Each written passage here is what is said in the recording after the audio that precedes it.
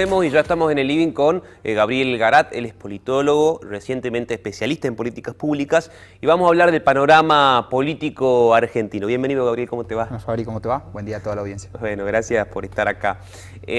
Comenzando por un tema particular que es la eliminación de las PASO, de las primarias abiertas, simultáneas y obligatorias, que estábamos tratándolo recién. Ya pasó diputados, tiene media sanción y actualmente está en senadores, donde se espera también una aprobación más allá de los distintos bloques que hay en senadores y la minoría que tiene Libertad Avanza. Por ahí se espera una aprobación. ¿Qué crees vos que va a provocar esta eliminación de las PASO y cambio en las reglas electorales en el año electoral puntualmente?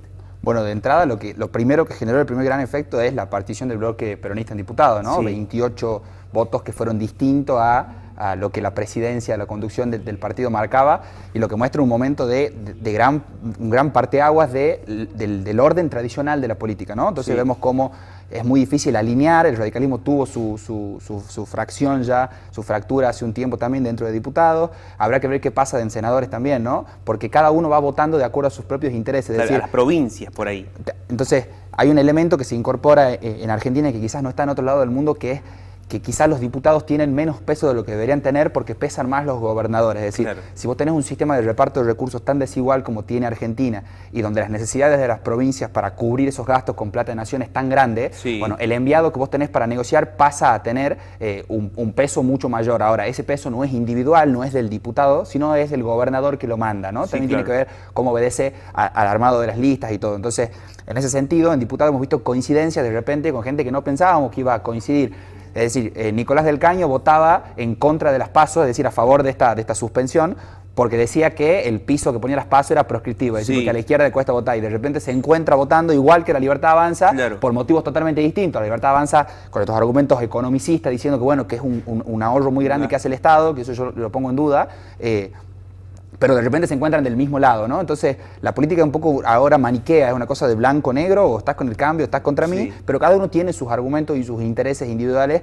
más o menos develados. Algunos irán con las cartas sobre la mesa, siendo sinceros y tratando de representar realmente sus intereses, y otros, como por ejemplo, me parece a mí la Libertad Avanza, que dice o argumenta estas cuestiones de ahorro de dinero, pero quizás va mucho más a, como decías vos, mover las reglas de juego en el año electoral, algo que es muy polémico y que por eso se tuvo que hacer en el periodo extraordinario, porque había ahí como unas cuestiones constitucionales ahí, claro, un poco en pugna.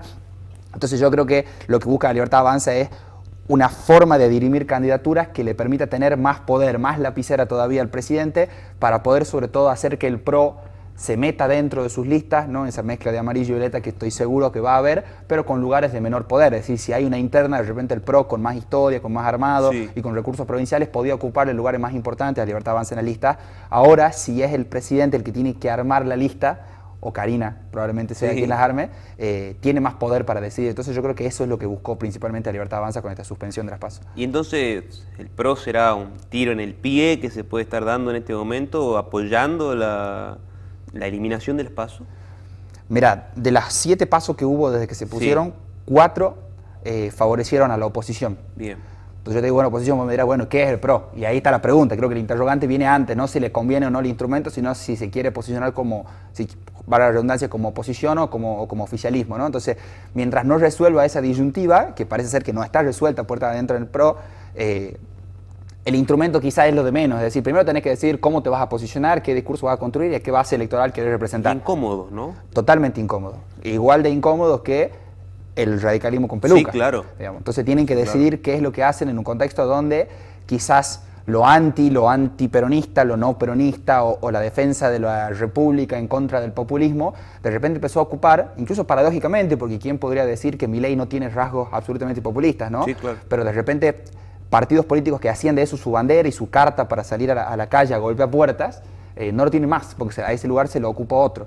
Entonces, el centro no es un lugar para habitar, claro, es un lugar para ir a conquistar, pero para conquistar y salir, ¿no? Esto es como pesca, pesca deportiva, voy al medio y después salgo. Se fomenta todo el tiempo la grieta, ¿no? La fomentan desde el kirchnerismo, la fomentan desde la Libertad Avanza, y por ahí la posición del centro está bien para buscar, pero todo el tiempo incómoda, porque no tan solo están incómodos por ahí los radicales con peluca, corregime vos, sino también los otros radicales, los que están incómodos también, porque muchas veces en pos de esta grieta se los vincula al kirchnerismo. Claro, entonces es un poco... Es lo que lo hablamos recién nosotros fuera de cámara, el vaciamiento del discurso en este momento. A ver, quien está en su casa escuchando el otro lado quizás no está escuchando a nosotros porque está viendo el programa, pero mientras tanto está cocinando o está yendo a hacer las compras, está haciendo otra cosa. Es más un consumo de la conversación pública que va mucho más de fondo. Ya no tiene la comunicación unidireccional una centralidad en la sociedad como la tenía antes. Ahora la arena política se juega en muchos momentos distintos. Es el hecho, lo que dicen los medios y después lo que dicen las redes, o lo que dicen las redes de lo que dicen los medios. Entonces, esa comunicación que se juega en muchos niveles dificulta que un solo mensaje se centre. Entonces, imagínate que yo quiero explicar, yo por ejemplo, radical con peluca o radical no sin peluca, quiero explicar por qué yo, por ejemplo, sí estoy a favor de alguna medida económica de mi ley, pero estoy en contra del arancelamiento de las universidades. Como de Loredo. Como por ejemplo, claro. Entonces esos malabares que hay que hacer ocupan un tiempo de aire, de comunicación y de audiencia que no existe. Imagine las personas que están en la casa ahora cocinando, que se tiene que sentar acá una persona que le tiene que explicar y dar 2 vueltas enteras. Ya está, apagué la tele, o cambié el reel, o hice un scroll en las redes sociales y no lo escuché más. Y hablaste del scroll de las redes sociales y eso creo que está muy conectado también, ¿no? Porque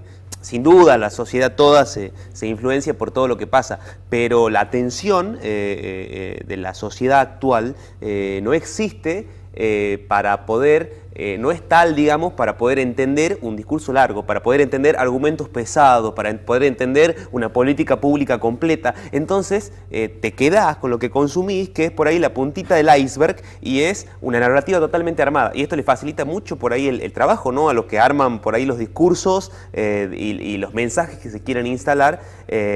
Y también es muy volátil el discurso. Es muy volátil y si bien sí le conviene a quien intenta instalar un discurso, creo que también, como se dice en la jerga, se puede comer la curva. Es decir, puede pasar que lo que el que arma el discurso interpreta de la realidad sea en realidad el propio eco que está rebotando de lo que yo estoy diciendo, ¿no? Claro. Entonces, de repente hay como pasadas de rosca o vueltas de tuerca además, como por ejemplo le pasó al presidente con su discurso en Davos, que era un discurso que debiera haber sido económico, debiera atraer inversiones, y de repente se posiciona como algo netamente ideológico, entendiendo que de repente hay un estadio de cambio cultural muy consolidado que pareciera ser que no es tal, ¿no? Porque después la movilización en la calle le demuestra al presidente de que no hay una unicidad, de que Argentina no es una sociedad permeable a ese tipo de discursos, o al menos no en este momento. Entonces yo creo que hay que tener un poco más de cuidado, un poco más de cautela en qué es lo que rebota de lo que yo digo en redes y entender cómo es el consumo de la sociedad. Hay una idea que es... Antes se hablaba, ¿viste? Cuando vos nombrabas un candidato se hablaba del ring, de subirlo al ring. Bueno, yo creo que ahora más que un ring en la política hay escenarios, ¿no? Escenarios donde se montan una obra, donde se monta un papel y uno juega un rol. ¿Soy el de un lado o soy el del otro? Ahora, ¿dónde está el verdadero ring en el sentido de la pelea? En lo que vos decías, la lucha por la atención.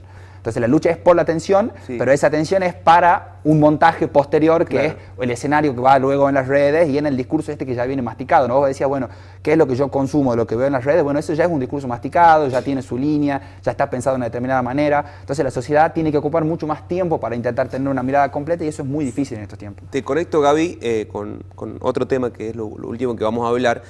Y se habla de que el discurso de Milei en Davos fue para agradar, le pongamos entre muchas comillas, a la línea ideológica de Trump o a la línea discursiva del presidente Trump de Estados Unidos.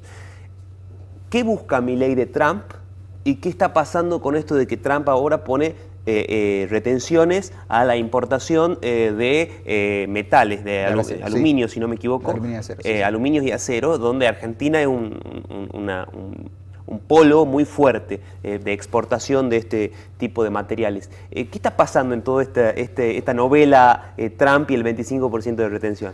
Bueno, creo que lo que busca el presidente de Trump es un abrazo paterno y que le digan que está orgulloso de él. Claro. Creo que hay un reconocimiento ahí, una búsqueda de decirles, sos el más parecido a mí de todos los que están dando vueltas, de todas estas especies de copia del primer experimento mundial de este tipo de liderazgo que fue Donald Trump en su primera presidencia. Bueno, ahora en la segunda Trump es Trump recargado, 2.0, 3.0, con todo. Que va con todo, con tapones de punta en el momento del recrudecimiento de su pelea y su conflicto con China, de una China que está liderando o quiere liderar la carrera tecnológica, el dominio de la inteligencia artificial, el dominio de...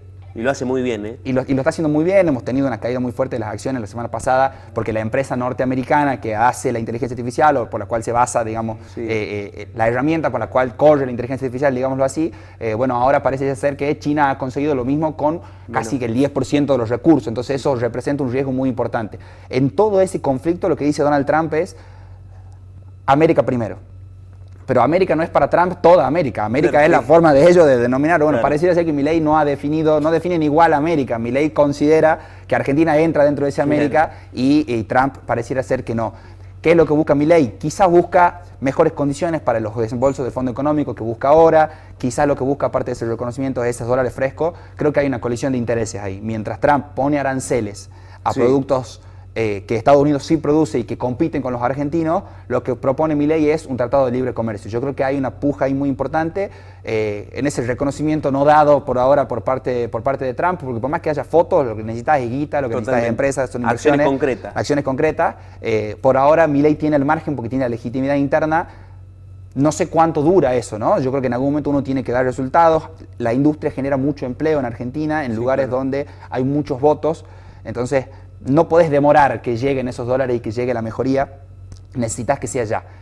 Estaría bueno ver o preguntarle al presidente qué es si ahí está el error, si lo que él interpreta como América incluye a Argentina o no. Gaby, gracias por venir. Un placer, gracias por la invitación. Vamos